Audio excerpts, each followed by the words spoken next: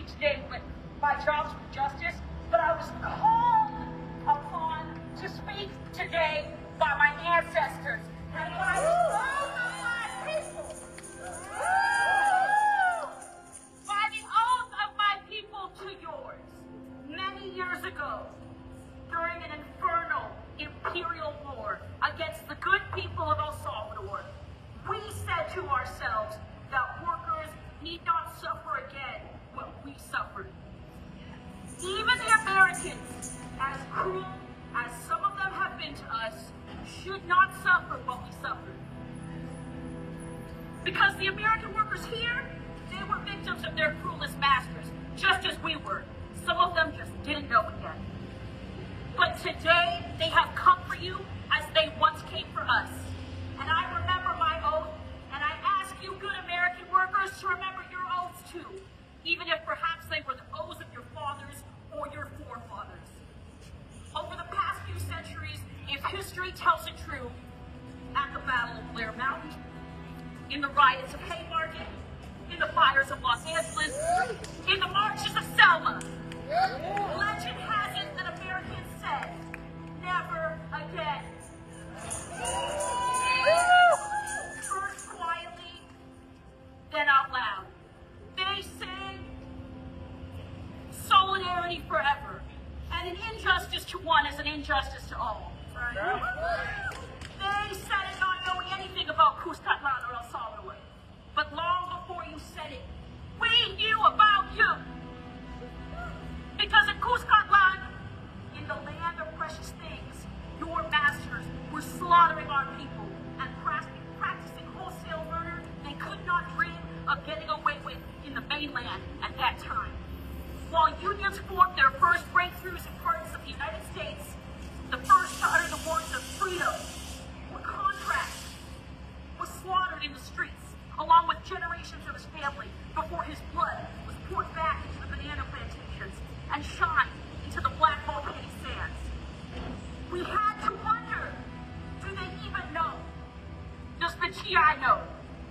Does the housewife know? Does the American child know? I came here to tell you that while Martin Luther King spoke of his dream, we waited in the wings,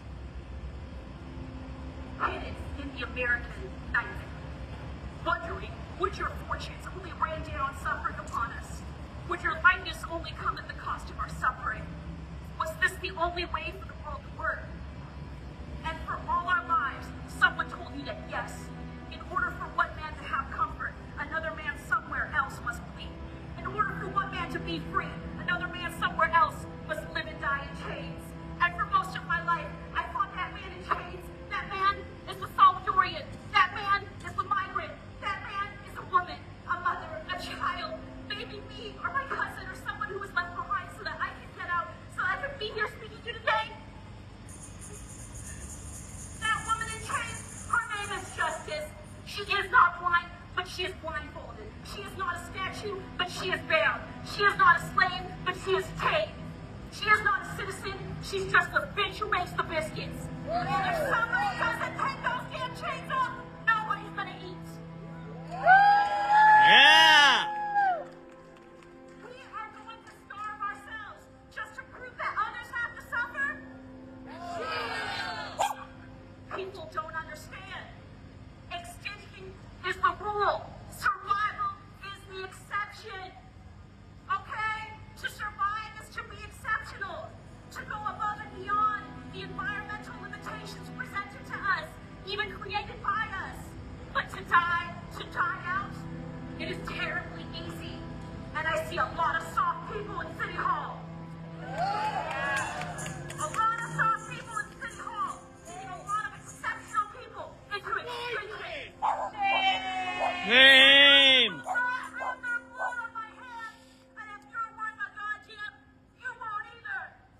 Yeah, absolutely. Good people, good American workers who take their own seriously. What did never again really ever mean to you? Today, we will separate the wheat from the chaff. Those who remember their oaths from those who will forget them. From those who,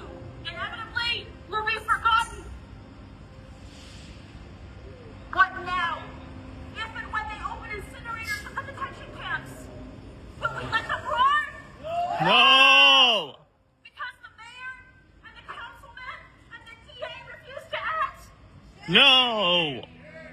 Will we let the holes grow ever deeper with the ground hold more bodies? No! Will you let it up until Salvador happen to you? No! Because Keith Wilson said the buck stops here and you can't do anything about it? Shame! Because you can take this to the highest court in the land and they tell you the exact same thing! The incinerators must go on. If it wasn't all agreed like once the pig said, get up and remember your oaths once and for all. Else the dream was never a dream but just a nightmare.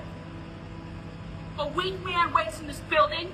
His name is Keith Wilson, and he is paid over $175,000 a year to tell you the same thing the Supreme Court will tell you, that the camps cannot be closed. Your ICE facility cannot be closed. I am losing money here today on an unpaid lunch break, but I will tell you the truth for free. Anytime, any place, the people together remember their oaths. Never again! Never again! Will be closed. Yes! No weapon against any migrant or worker will stand or thrive as long as the people stand firmly against it. Because I have a nightmare. I don't have a dream, I have a nightmare. I have a nightmare that we stand divided, weak, and inured to the death that tortures so many immigrants that we turn off the news because it's bad for our mental health. I have a nightmare that Americans of good conscience who stand up for their peers like Renee Good and Alex Preddy bleed out in the streets, one by one, unrecognized as the news cycle shifts ever further rights, and vigilante justice against migrants is what is required, and the price we pay for American freedom. I have an American nightmare that you never come to know about the many Salvadorian union workers who lived and died attempting to form banana unions, and you dismiss us all as terrorists and communists and gangsters, never knowing what any of those words mean, never knowing that we had held a light out for you, that you would come to know we were on the same side.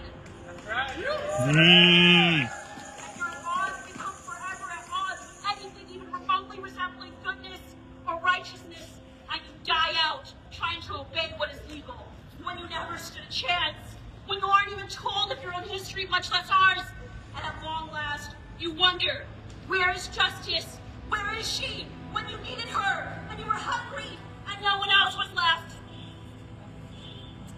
Swear it to me! Swear to me, you good American people, that my grainy footage will be the last thing my parents see on some social media site. That we'll unite hand in hand to fulfill our oaths and stop even one more person from being disappeared. That even if they never enforce these legal orders against ICE and Border Patrol, even if they never shut down the facility, you will not wait for permission before saving a neighbor's life. Yeah! And when they come to take me, you will hold me tight and push them back. Yes! And I promise you, my solemn oath, for every day that I stay alive and I stay free, I will tell you again another story about our people, anytime, any place. You will have me up here. Porque el pueblo unido. Amén. Yeah!